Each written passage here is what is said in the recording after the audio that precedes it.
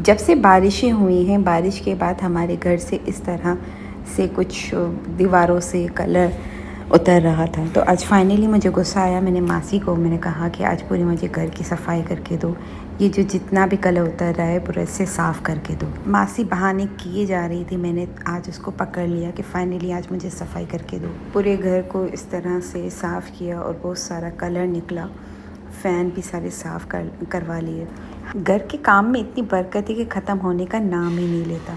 जितना काम करो उतना कम है। पहला रूम सेट करो तो दूसरा ख़राब, दूसरा सेट करो तो तीसरा ख़राब।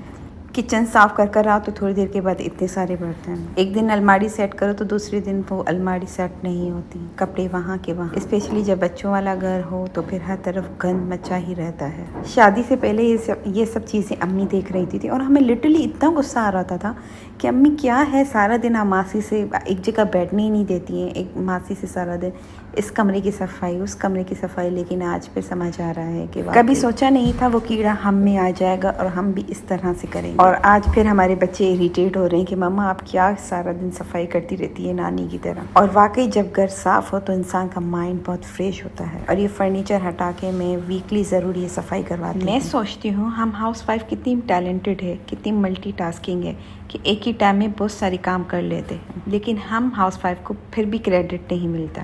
घर को देखना, खाना पकाना, बच्चों को देखना हर वाइफ करती है।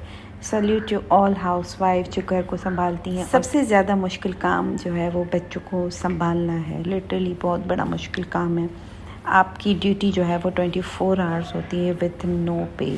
अगर आप कहीं बाहर काम करते हो तो फिर वो आपकी ड्यूटी होती है 8 to 9 आवर्स, फिर आप घर आ जाते हो। लेकिन घर का काम जो ऐसा है वो आपका 24 आवर्स चलता ही रहता है, कभी ख़त्म ही नहीं होता। तो जैसे काम ख़त्म होने का नाम ही नहीं ले रहे थे। फिर बॉटल्स पे नज़र पड़ी तो वो भी गंदी हो रही थी। जब फ़ौरन से मैंने विम और बेकिंग सोडा डाल के उसको रख दिया कुछ आवर्स के लिए। फिर उसको फिलअप करके फ्रिज पे रखती जा रही थी। फिर मैंने सुबह से ही बच्चों को स्कूल भेज के ये मैंने शूज़ वगैरह जितनी भी स्लीपर्स थी वो भी गंदी हो रही थी, उसको मैंने डिप करके रख दी। फिर मासी आएगी तो उसको ब्रश लगाएगी। और ये मेरे पौधे यहाँ देखे कितने बड़े हो गए। आपने कमेंट में बताना ये किसका पौधा है। और ये मेरा अचार, ये जो मैंने लेमन का बनाया था वो भी तैयार हो गया।